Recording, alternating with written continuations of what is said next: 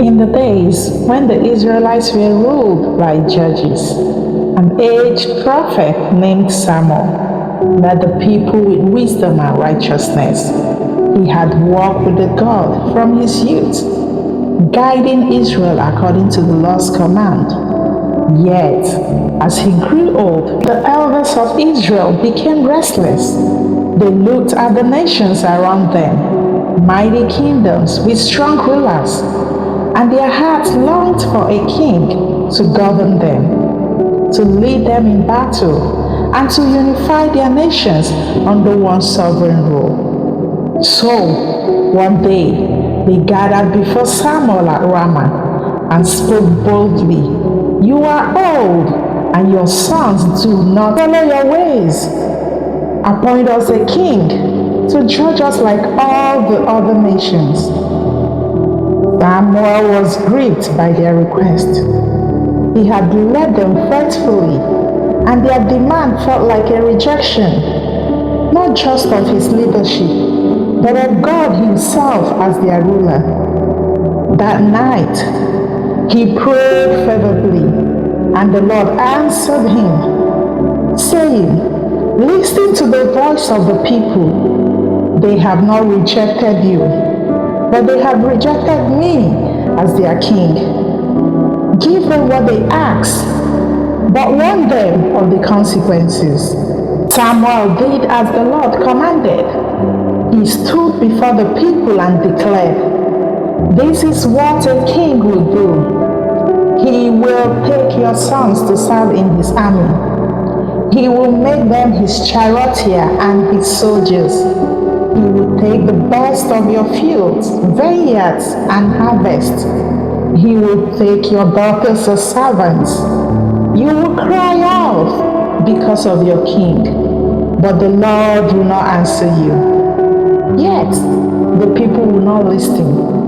"No," they shouted, "we want a king over us. Then we will be like all the other nations, with a king to lead us and fight our battles." Seeing their stubbornness, Samuel turned to the Lord once more, and the Lord said, "Give them a king." Far away from where Samuel prayed, in the land of Benjamin, lived a man named Kish. He was a wealthy and influential man, and he had a son named Saul, a tall, striking young man, the most handsome in all Israel. He stood head and shoulders above everyone else. One day, Kish's donkey went missing. Concerned, he called his son Saul and said, "Take one of the servants and go look for the donkey." Saul and his servants searched everywhere. They traveled through the hill country of Ephraim, through the land of Shalisha, through the region of Shalim, but the donkey were nowhere to be found. After days of searching, Saul said to his servants, "Let's go back. My father will stop worrying about the donkey and start worrying about me." But the servants had an idea. "In this town," he said, "there is a man of God, a prophet. Everything he says comes true. Let's go to him and ask where the donkeys are."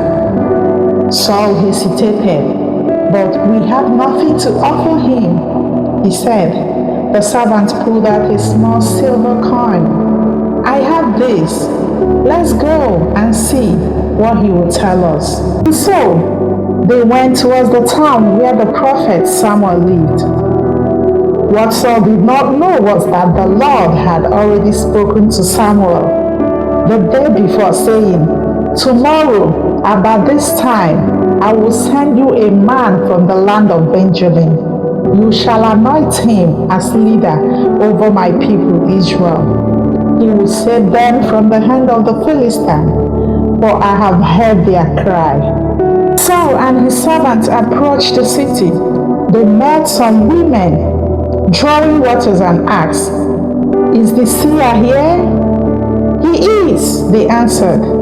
He has just arrived from the sacrifice at the high place. Hurry, for he is about to bless the feast." Saul and his servant climbed the hill, and as they entered the town, Samuel saw them. At that very moment, the Lord spoke to him, saying, "This is the man I have told you about. He shall rule over my people." Samuel approached Saul and said, "Go up before me to the high place, for today you shall eat with me. Tomorrow I will tell you all that is in your heart. And as for the donkeys you lost 3 days ago, do not worry, they have been found." Saul was astonished. "Why do you speak this way to me? I am from the smallest tribe of Israel, the tribe of Benjamin, and my family is the least of them. Why would you say such a thing?" But Samuel did not answer. Instead, he took Saul and his servant to the feast and gave Saul the seat of honor. He even set before him the best portion of the meal, saying, "Eat, for this has been kept for you." After the meal, Samuel took Saul to the rooftop and spoke with him late into the night.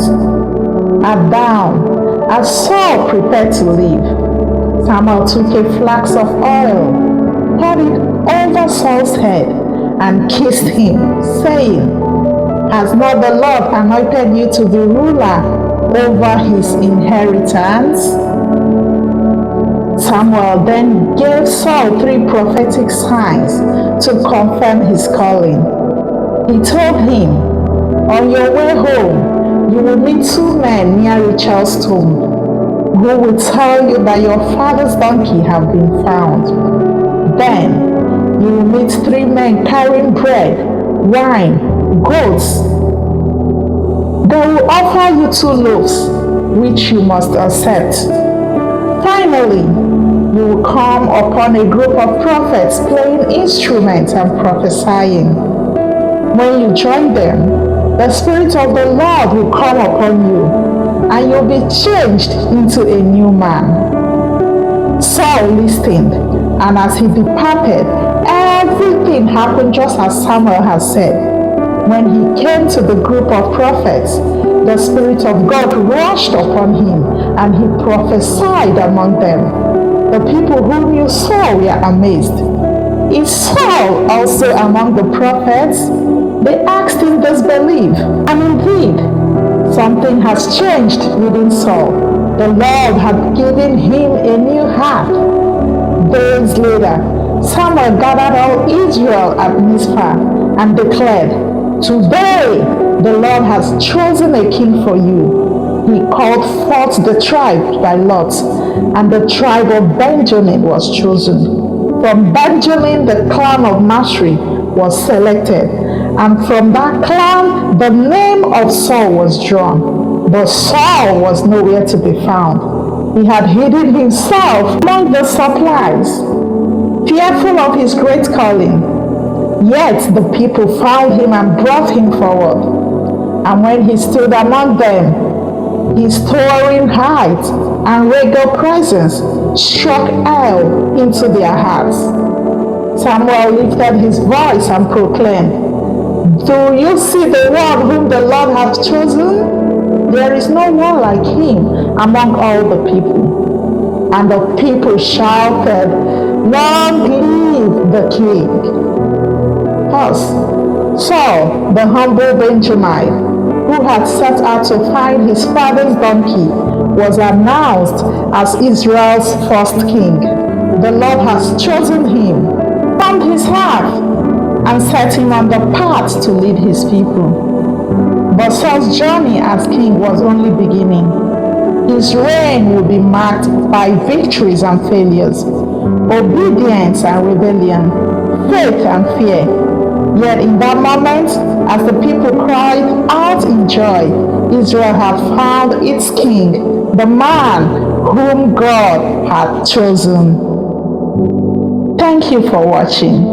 Please subscribe to this channel, Zini African Gospel Tell, share the story, and also Drop your opinion, your lessons from this story at the comment section to encourage us to bring more of those stories to you. Thank you and God bless.